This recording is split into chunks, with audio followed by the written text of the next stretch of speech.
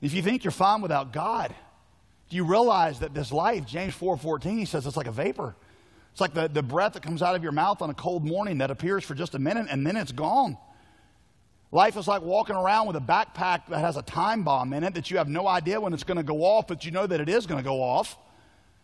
He says that's what life is like. Death is coming. It's certain. It's appointed unto you.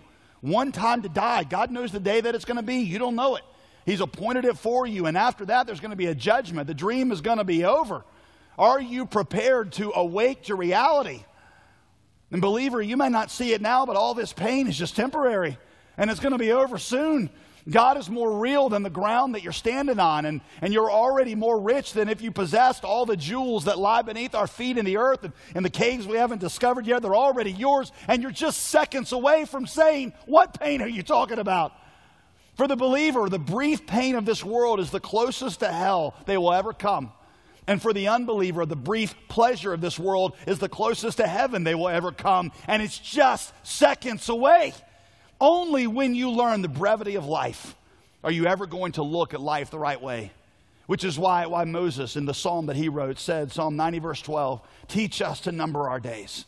Man, teach us to think about how short life is, because only then will we become wise. It is only when you think about the brevity of life, it's only when you think about the brevity of life that you'll ever develop the right perspective on life itself. It's only when you think about how short life is that you can gain wisdom. Here's what I've noticed.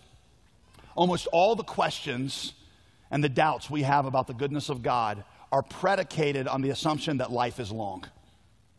When you realize and you think about life being a vapor that lasts for just a few seconds in scope of eternity, then all these questions about the goodness of God, they just sort of disappear. Because your life, this is like, it's just 70, 80, 90 years.